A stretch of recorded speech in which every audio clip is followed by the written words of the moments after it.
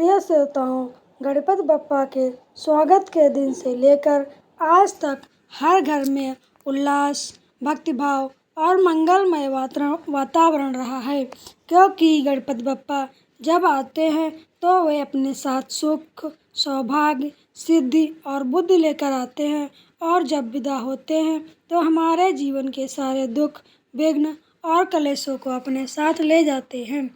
गणेश विसर्जन केवल प्रतिमा को जल में प्रवाहित करना नहीं, बल्कि यह हमारे अहंकार, आलस्य और बुरे कर्मों का विसर्जन करने का भी एक पवित्र अवसर है।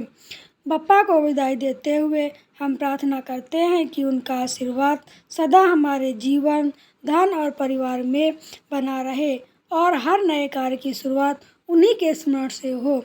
आज के इस वीडियो में हम गणेश विसर्जन की संपूर्ण प्रक्रिया के बारे में जानेंगे कि विसर्जन से पहले क्या करना चाहिए, किस प्रकार क्षमा याचना करनी है, विसर्जन की संपूर्ण विधि क्या है, कौन कौन सी सामग्री आपको चाहिए, विसर्जन के बाद घर में किन किन उपायों को आप कर सकते हैं और घर में किस प्रकार से आप विसर्जन कर सकते हैं, कौन कौन सी ऐसी गलतियां हैं जो इस दिन भूल से भी नहीं करनी चाहिए। तो आइए, जो आया है वह लौट कर जाएगा, जब कृपा, स्मृति और संस्कार यहीं रह जाएंगे। आज हम सभी बप्पा से विदा लेकर उनसे वचन लेते हैं कि बप्पा अगले वर्ष फिर आना। परंपरागत रूप से गणेश विसर्जन अनंत चतुर्दशी के दिन या फिर उस आपके संकल्पित दिन पर विसर्जन किया जाता है। अगर संभव हो तो घर में ही स्वच्छ पात्र या टब में व पर्यावरण अनुकूल आपको विसर्जन करना चाहिए। यदि विसर्जन जगह पर जल में विसर्जन कर रहे हैं तो केवल प्रशासन की अनुमति वाले स्वच्छ घेराबंदी वाली जगह पर ही जाएं और घर में यदि विसर्जन कर रहे हैं तो विसर्जन का जो जल है वह बाद में पौधों में, बगीचों में आप ज़रूर विसर्जित करें। वहाँ पर ज़रूर छिड़के। सामग्री क्या क्या चाहिए विसर्जन से पहले? तो पूजा की थाली में जल, गंगा जल, कलश, आचमन का पात्र, डोरी, कुमकुम, हल्दी, अक्षत, चंदन, इत्र, पुष्पमाला, दुर्वा की 7 या 21 के तिनकों से होनी चाहिए। धूप, दीप, अगरबत्ती, शंख, घंटी, नैवेद्य यानी जो भोग लगाने के लिए मोदक, लड्डू, फल, सूखे मेवा, पंचामृत जैसे दूध, दही, घी, शहद और शक्कर मिलाया जाता है। इसके अलावा जो भी पकवान, व्यंजन सात्विक आप बनाना चाहे वह भी आप बना कर रख लें।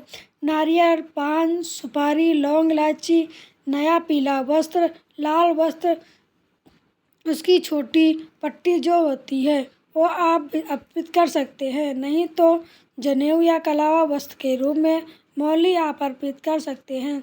दान दक्षिणा, अन्न और 1 का सिक्का, साफ बाल्टी या टब, घर पर विसर्जन करने के लिए साफ वस्त्र, तौलिया और जो भी विसर्जन की सामग्री जैसे कि फूल, पत्ते, अक्षत है उसे अलग से रखने के लिए कोई पात्र आप ज़रूर रख लें। विसर्जन से एक दिन पहले भी कुछ तैयारियां करनी होती हैं। यदि आपके पास समय नहीं है तो या भूल गए हैं या वीडियो आपको देर में मिली है तो विसर्जन करने से थोड़ी देर पहले भी आप इस बात की तैयारी कर सकते हैं, जैसे कि अपने घर और मंदिर के आसपास की अच्छे से सफाई कर लें और बप्पा के कान में उन्हें मन ही मन बताइए, बप्पा कल या फिर आज जिस समय भी आप विसर्जन कर रहे हो उनकी विदाई है, कृपा की छाया हम सभी पर बनी रहे। दुर्वा, पुष्प, नैवेद्य, टब, जल की व्यवस्था आप पहले से ही करके रखें। जिनके यहाँ पर व्रत है वह व्रत का पालन की तैयारी भी करके रखें, क्योंकि बहुत से लोग गणेश से लेकर जब तक विसर्जन नहीं हो तब तक उपवास रखते हैं या एक समय सात्विक भोजन करते हैं या फिर फलाहारी उतने दिन तक करते हैं। आप विसर्जन की शुरुआत कैसे करनी है? तो विसर्जन वाले दिन स्नान करके साफ वस्त्र धारण करें, आसन ग्रहण करके 3 बार गहरी सांस लेकर अपने मन को शांत करें, स्थिर करें। अब आचमन शुद्धि करनी है। ओम केशवाय नमः, ओम माधवाय नमः, ओम नारायण नमः कहते हुए आपको अपने बाएं हाथ में आचमनी से या चम्मच से अपनी दाहिने हथेली में 3 बार जल लेना है। इसके बाद आपको आचमनी वाला जल ग्रहण करना है। आप दाएं हाथ में अक्षत पुष्प और थोड़ा सा जल लेकर संकल्प लेना है कि आज मैं आपका नाम आपको बोलना आ, आज मैं अपना नाम आपको बोलना है। श्रद्धापूर्वक श्री गणेश जी का विसर्जन करूंगी। हे बप्पा, यदि आपके स्थापना दिवस से लेकर आज तक पूजा पाठ में भोग में कोई कमी रह गई हो तो उसके लिए आप हमें क्षमा करें और शुद्ध और सुख सिद्धि और बुद्धि प्रदान करें। इसके बाद धूप दीप जलाकर ओम गंग गणपतये नमः मंत्र का जाप करें। भगवान श्री गणेश जी का आवाहन करें, अभिषेक करें। यदि पंचामृत प्रतिमा यदि सुरक्षित स्थान पर हो, पंचामृत से अभिषेक करना सही नहीं है। आपको सुविधा हो तो आप करें, नहीं तो सिर्फ गंगा जल से आप स्नान करा सकते हैं या छींटक देकर स्नान का भाव कर सकते हैं। स्नान करने के बाद चंदन का तिलक लगाएं, अक्षत अर्पित करें, पुष्पमाला इत्र आदि अर्पित करें। अब 21 दुर्वा आपको अर्पित करनी है, जिनका बंडल बनाकर या एक साथ भी एक एक करके भी आप कर सकते हैं। और दुर्वा अर्पित करते समय ओम गंग गणपतये नमः इस मंत्र का जाप करें। धूप दीप दिखाने के बाद कपूर जलाकर आरती करें, फिर अंत में भोग लगाएं। भोग लगाने से पहले यदि आपको कोई स्रोत पाठ करना हो, चालीसा पढ़नी हो या संकट नाशक गणेश स्रोत का अर्धशीर्ष का पाठ करना हो, तो गणपत के 21 या 108 नामों का जाप करना हो तो आप पहले ही कर सकते हैं। सबसे अंत में आरती की जाती है। आरती करने के बाद गणपति बप्पा की 5 या 7 परिक्रमा करें। चारों ओर घूमकर परिक्रमा करना संभव हो तो चारों ओर, नहीं तो अपनी ही जगह पर खड़े होकर परिक्रमा करें और अंत में पुष्पांजलि दें। पुष्पांजलि हाथों से पुष्प लेकर परिवार के जितने भी सदस्य हैं वे गणपति बप्पा के चरणों में अर्पित करें। जब गणपति बप्पा को अपनी जगह से उठाने से पहले यानी प्रतिमा को उठाने से पहले एक आवश्यक विधि है, जो कि आप पूजा का समापन करके प्रतिमा को उठाने की अनुमति लेते हैं। इसके लिए थोड़े से पुष्प, अक्षत, धूप, दीप पुनः अर्पित करें और बप्पा को वस्त्र, दक्षिणा और मौली स्पर्श कराएं और बप्पा से विनम्र निवेदन करें कि हे विघ्नहर्ता, आज आपकी कृपा से हमारी पूजा पूर्ण हुई।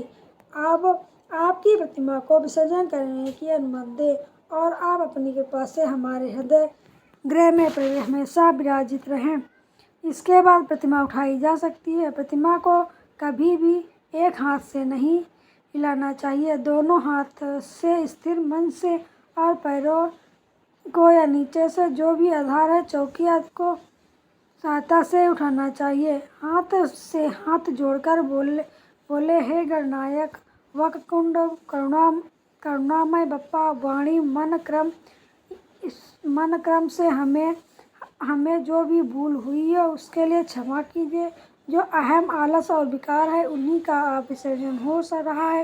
हे बप्पा, हम सभी को बुद्धि दे और अगली भक्ति और भी निर्मम हो। ऐसा कहकर परिवार का कोई भी सदस्य गणपति बप्पा प्रतिमा को उसके वस्त्र, उनकी पुष्पमाला सहित उन्हें चौकी के साथ ही उठा ले। फिर घर में हर कमरे में मुख्य द्वार पर बप्पा को ले जाकर 3 बार आरती की घंटी बजाएं। इस प्रकार भाव से करें मानो बप्पा पूरे घर को अपना आशीर्वाद दे रहे हो। परिवारजन विदा करने से पहले घर के अंदर ही बारी बारी से बप्पा को तिलक और अक्षत चढ़ाएं। छोटे बच्चे को गणपति बप्पा मोरिया, अगले बरस तू जल्दी आवे। इसी प्रक्रिया के साथ परिवार का कोई दूसरा सदस्य बप्पा को अर्पित हुए अक्षत, माला, फूल आदि को अलग अलग थैले में रख ले। फिर आपको जल में विसर्जन नहीं करना है तो आप इसे अपने ही घर के गमले में, क्यारी में डाल सकते हैं। किसी भी सामग्री को इस प्रकार से जल में विसर्जन नहीं करना है जल प्रदूषित हो या इसमें कोई दोष लगे। यदि घर के अंदर ही विसर्जन कर रहे हैं तो घर की छत पर या घर के आंगन में बीचों बीच खड़े होकर जो भी टब या बाल्टी आदि है उसमें पानी भरकर उसमें फूलों की पंखुड़ी डालकर उसके बाद बप्पा को 3 बार डुबकी लगाए, उसमें प्रतिमा को जल में भीतर छोड़ दे। जल के किनारे यदि खड़े होकर विसर्जन कर रहे हैं तो सामाजिक स्तर पर 2 कलश के 3 बार बप्पा को अप्पा को अर्घ दें। ओम गणपतये नमः कहकर आरती करें। फिर दूर्वा अक्षत पुष्प जल से आप पास विसर्जन कर दें। ध्यान रखिए, प्लास्टिक, गुलाल या कचरा आपको जल में बिल्कुल भी नहीं डालना है। प्रतिमा को जल में धीरे धीरे स्पर्श करते हुए छोड़ें। झटके में आपको प्रतिमा को जल में नहीं गिराना है। ध्यान रखिए, प्रतिमा पूरी जल में डूबनी चाहिए। यदि आप घर पर ही विसर्जन कर रहे हैं तो आप विसर्जन करने के बाद दोनों हाथों से जल लेकर अपने माथे पर लगाएं और इस प्रकार ध्यान करें मानो बप्पा अपने धाम वापस लौट रहे हैं। अगर आप इस सार्वजनिक जगह पर किसी नदी, तालाब में विसर्जन कर रहे हैं तो घाट को या तालाब के किनारे को बिल्कुल साफ सुथरा आपको रखना है। जो भी चीज़ें आप लेकर गए हैं प्रतिमा के अलावा वह सारी चीज़ें आप अपने साथ वापस लेकर जाएं।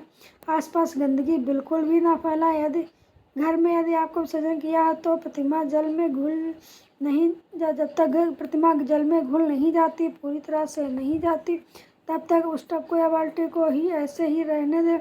जब प्रतिमा पूरी विसर्जित हो जाए उस जल को आप घर के सभी गमलों में, क्यारियों में डाल दें और जब फूल पंखुड़ी आदि हैं वह भी आप अपने घर में पौधे में डाल सकते हैं। घर में विसर्जन कर रहे हो तो ध्यान रखें अपने आप ही प्रतिमा को गलने देना है, साथ हाथ में मसलना नहीं है। अगर आपने इन दिनों पर गणपति बप्पा को पान, सुपारी, लौंग, इलायची का भोग लगाया है तो पान को प्रसाद के रूप में खुद भी ग्रहण कर सकते हैं, गौ माता को खिला सकते हैं। सुपारी आदि को भी घर में ही किसी गमले में या भूमि विसर्जन कर सकते हैं। बप्पा को विदाई तो आपने दे दी, इसके बाद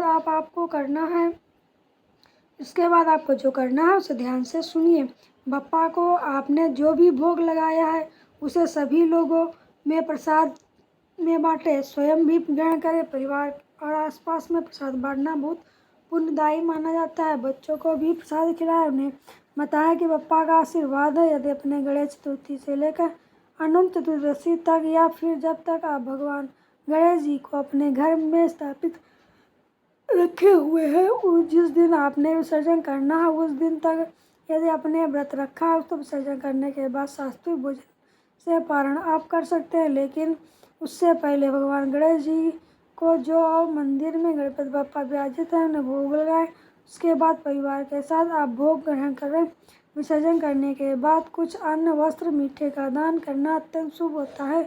गरीबों में, बच्चों में, ब्राह्मण या गौशाला में दान देने से बप्पा के स्थायी कृपा मिलती है। यह दान आपके परिवार को सुख, समृद्धि और घर में शांति में भी बरकत करता है। जहाँ पर बप्पा विराजित थे उसी जगह पर आपको झाड़ू पोछा मारकर सफाई नहीं करनी है। बप्पा को विदाई देने के बाद कुछ घंटों तक आपको उस जगह में ऐसे ही रहना चाहिए और उसके बाद सूर्यास्त से पहले यदि आपने विदाई दी है तो आप साफ कपड़े से या गुलाल से या रंगोली आदि बनाई है उसे किसी कपड़े से साफ कर जो फूल, माला, डेकोरेशन है उसे धीरे धीरे से आप हटाइए। जो भी सामग्री अगले साल फिर से काम में आ सकती है उसे रख ले।